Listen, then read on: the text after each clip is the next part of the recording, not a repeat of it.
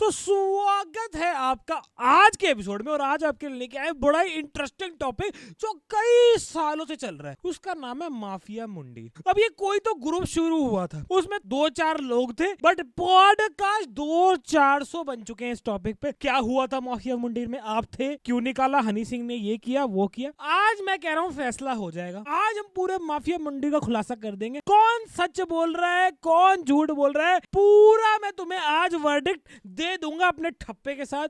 तो चलिए शुरू करते हैं। तो एक एक करके हर मेंबर को कवर करने वाले और सबका सच बताऊंगा अपने हिसाब से, मेरे साइको एनालिसिस के हिसाब से। शुरू करते हैं बादशाह भाई से। मैं जानता था हनी को पहले, क्योंकि उनका म्यूजिक मैंने सुना हुआ था। तब अंडरग्राउंड में काफी मशहूर था। बात करवाई फोन पे और फिर मैं मिला उनसे। एक तो इनका मुझे ना ये स्टाइल बड़ा पसंद आ रहा है। अंडरग्राउंड में हो रहा था काम, अंडरग्राउंड में म्यूजिक चल रहा था। अरे बेसमेंट में स्टूडियो है, सीधा सीधा बोलो यार। अंडरग्राउंड काम चल रहा था, पता नहीं बातें ऐसी करते जैसे पता नहीं अंडरवर्ल्ड के मेंबर हो गए हो। फिर वो अनूप कहते कि भाई पूरी एल्बम करेंगे, तुम्हारी 10 लाख रुपए लगेंगे, तो कुछ पैसे एडवांस देने होंगे। तो वो एडवांस जब दिया था तो वापस आते। पूरी एल्बम आपकी करेंगे? हाँ, मेरी एल्बम करेंगे, हनी का म्यूजिक होगा। वो एल्बम आई कभी? नहीं।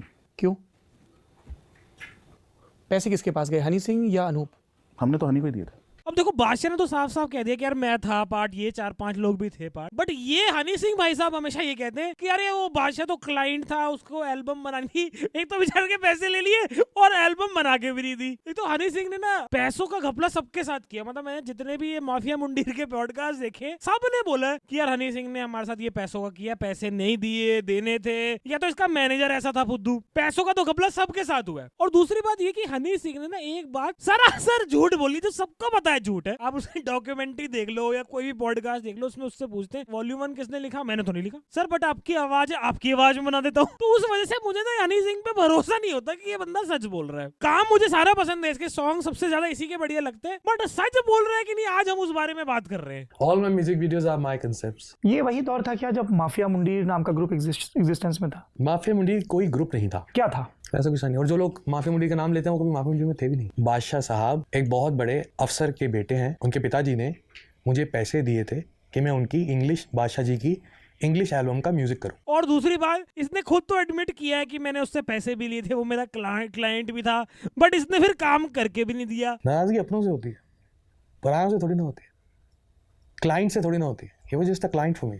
तो सर क्लाइंट का काम करके क्यों नहीं दिया फिर? और मतलब बादशाह ही नहीं, जैसे ये बंदा अभी नया इसने पॉडकास्ट दिया, इस बंदे का नाम है लिल गोलू। वैसे तो बहुत अप्रोप्रिएट नाम है। जो भी हो रहा था सब बाहर के ही कर रहे थे। सही बात है। तो पहली बार हमने भी सुना जो हम कर रहे हैं, वो कोई जैसे बादशाह भाई और हनी भाई का हमने जाके गाना सुना, वो भाई पर खच्चे उड़ गए भाई। तो पॉइंट टू बी नोटेड, यहाँ पे कह दिया इसने कि बादशाह और हनी, अब वो इतना ही क्लाइंट था, ऐसा ही था, तो हनी सिंह उसके साथ लगा क्यों हुआ था गाने बनाने में? सही बात है। ऊपर से फिर वो मैनेजर्स भी होते हैं, तो वहाँ कुछ और होता है, वहाँ कुछ और होता है। तो फिर बीच में यही होता है, जैसे होता है ना कि आपके बीच में अगर कोई आ गया तो फिर आपके वो एक सर्कल बन जाता है, आप उसके थ्रू ही कहते हो, वो उसके थ्रू ही कहता है। पता नहीं कौन सा ऐसा मैनेजर रखा हनी सिंह ने साले बंदों को बिल्कुल ही ब्लॉक ही कर दिया, नो फ्लाई लिस्ट में डाल दिया। कोई कुछ करता है तो उसके रिटर्न में भी कुछ चाहिए होता है। अब जब हो रहा है तो आप बढ़ चढ़ के आ ही रहे हो, मतलब ना। अब जैसे सबको लगता है कि भाई मेरा भी था तो नाम आना चाहिए था ये, और वो होना भी चाहिए वैसे। अब नहीं हुआ तो फिर बुरा भी लगता है कि रॉयल्टी वाला भी जो सीन है, ये मेरे को अभी कुछ साल पहले भी पता चला है। और जबकि मेरी कब से रॉयल्टी आ रही होगी इतने बड़े बड़े गानों की, और मुझे पता ही नहीं भाई। ये तो फिर करोड़ों का नुकसान है।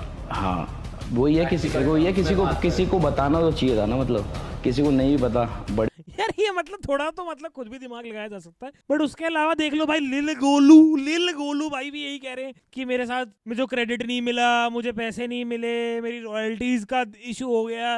और भाई चलो, रॉयल्टी तो एक अलग चीज है, वैसे आपको पैसे मिले थे अलग से? जैसे कोई इतने तो खास पैसे मिले नहीं थे, 20-30 हज़ार रुपए मिलते थे, कोई बड़ा यानी भाई गाने वर्ल्ड फेमस, 100-200 मिलियन व्यूज, ये पैसों में कंजूसी कैसे चल रही है? आप कमा रहे हो करोड़ों में, जो आपके बंदे हैं वो आपके लिख भी रहे हैं, वो कमा रहे हैं 20-20 हजार, 50-50 हजार। एक बंदा बोल रहा था तो उसको झूठा बोल सकते हैं, बट सारे बंदे यही बात बोल रहे हैं। कल जाती है, हमारी प्रॉब्लम एक्चुअली पर्सनल है, प्रोफेशनल इतनी नहीं है, तो पर्सनल चीजें ज्यादा चुप जाती हैं थोड़ा।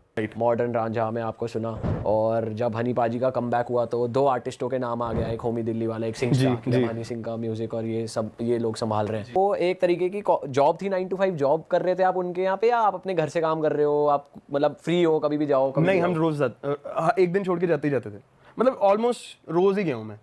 5 साल मैंने नोएडा दिल्ली तो कुछ सैलरी मिल रही थी आपको? मंथली कुछ मिलता था, बिकॉज जब मैं साइन हुआ था तो मैं यही कहा था कि ये भाई बड़ा, ये सारा स्टार्ट ही सिस्टम यहाँ से हुआ था, सारा पैसों का रोड़ा है भाई। मेरे को कुछ 30,000 मिलते थे कि अपना खर्चा चला लो। कभी कभी तो मेरे होमी ने 500 रुपये कैब के दिए कि भैया ये लो। उसको मैंने कहना कि यार मेरे को दियो यार 500 दियो, मेरे पास आज पैसे नहीं है। बंधुओं को पूरा जो आपके साथ काम कर रहे दे दो यार ढंग से पेमेंट। ये बेचारे बिल्कुल ही नंगे हो रखे हैं, पैसों की दिक्कत आ रखी है, काम कराई जा रहे हो, गाने गवाए जा रहे हो और पेमेंट नहीं कर रहे हो यार। बिल्कुल 2017 से 2020-21 तक 22 को छोड़ा, 22 तक आपकी सैलरी सेम थी? हाँ। तो वो कहते कि हम शोज कर रहे हैं, तेरे को साथ जाना है। तो मैं क्या, मेरे को लगा मेरे को ना लाख रुपया देंगे, मेरा सब सेट हो जाएगा एक शो का। फिर लाख रुपया तो समझ आता है, वो 40 लाख रुपए शो का लेते हैं। अब मैं उस चीज में हनी भाई को गलत नहीं कह रहा। अब मेरी बात सुनना, मैंने आगे क्या बोला, मैंने आगे बोला वो कहते तेरे को ना मैं क्या कितने पैसे दोगे, कह रहे तेरे को 15-20 हज़ार रुपए देंगे। यार कोई ढंग की मैनेजमेंट रख लो, बड़े हरामजादे बंदे रखे हुए हैं, किसी को पैसे दे के राजी नहीं। 40 लाख शो के ले रहे, उस बेचारे को जो साथ में काम करेगा, पूरा एफर्ट डालेगा, उसको दे रहे हो 15,000। ये जो सारा माफिया मुंडीर का मेन झंझट है ना, सारा मेन पसूड़ी मैनेजमेंट नहीं डाली है, बेवकूफ गधी मैनेजमेंट हायर कर रखी है बिल्कुल। तो ओवरऑल भाई सारे पॉडकास्ट सुनने के बाद, हर बंदे की दलील सुनने के बाद मेरे को ये समझ आ चुका है सच क्या है। तो बेसिकली सच ये है कि माफिया मुंडीर सही भी था, चल भी जाता। सबसे बड़ी दिक्कत रही हनी सिंह की खराब मैनेजमेंट। जो क्या करती थी हनी सिंह और जो आर्टिस्ट थी उनके बीच में एक दरार बन के आ गई। जैसे लिटिल गुलू और बादशाह भी बोल रहे थे, अरे उससे डायरेक्ट कांटेक्ट नहीं हो पा रहा था, मैं डायरेक्ट बात नहीं कर पा रहा था, किसी के थ्रू बात करनी पड़ रही थी। एक हुआ वहां पे बहुत बड़ा कांड। उसके बाद हनी सिंह अपने करियर पे बहुत ज्यादा फोकस था कि भाई मेरे गाने आए, इन लोगों का मैं टैलेंट यूज करूं और अपने करियर को कैटापुल्ट करूं। उस चक्कर में वो लोग यार फील करने लगे कि हमारा करियर भी भाई हमें भी तो करना है, हमें भी तो अपने गाने फाड़ने हैं। वो फिर आउटसाइडर फील करने लग गए। एक तो वहां पे गराज आ गया, ऊपर से मोस्टली सारे बंदों के एक तो पैसे फंसे हुए थे, किसी को पैसे मिल नहीं रहे थे, किसी ने पैसे दे दिए वो क्लाइंट का काम नहीं करके दे रहे थे। तो ये सारी प्रॉब्लम थी जिस वजह से माफिया मुंडीर हो गया पूरी तरह खत्म। अब बात कर लेते हैं ब्राउन रंग की। तो सारी चीजें देखने के बाद मैं तो ये कह सकता हूँ कि भाई बादशाह भाई चाहे जैसे भी हो, गाने कैसे भी हो, बात सच बोल रहे, गाना उन्होंने लिखा होगा। क्योंकि हनी भाई 2-4-5 जगह अपने झूठ बोल चुके हैं। जैसे वॉल्यूम 1 वाला गाना हो गया, वो क्लाइंट था जबकि वो क्लाइंट नहीं था और वो क्लोजली बहुत सारे गानों में उनके साथ काम कर रहा था। और हनी सिंह की पुरानी आदत रही है, जैसे आप देख रहे हो लिटिल गोलू ने भी यही बोला कि मुझे क्रेडिट नहीं मिला। बहुत सारे उनके जो माफिया मुंडीर के मेंबर हैं बोल चुके हैं, रफ्तार, बादशाह की मुझे क्रेडिट नहीं मिला। तो क्रेडिट की भी एक बहुत बड़ी प्रॉब्लम रही है। तो ब्राउन रंग बादशाह ने ही लिखा होगा और जो भी वो ऑब्वियसली वो हनी सिंह की जो प्रोडक्शन थी, जो उसमें बीट डालता था, म्यूजिक डालता, उस वजह से वो इतना वायरल हुआ। बट ये हम कह सकते हैं कि बादशाह सच बोल रहा था। तो ओवरऑल फाइनल कंक्लूजन में अगर आपको बताऊं तो Mafia Mundeer as a artist group बहुत ज्यादा सक्सेसफुल था, बट एज अ बिजनेस वो बहुत बुरी तरह फेल हो गया, खराब मैनेजमेंट और खराब डिसीजंस की वजह से। और देखो, वीडियो कंक्लूड करने से पहले मैं तुम्हें कुछ इंपॉर्टेंट चीजें बताना चाहूंगा। अगर तुमने नोटिस किया हो कि जिस बंदे ने माफिया मुंडीर छोड़ दिया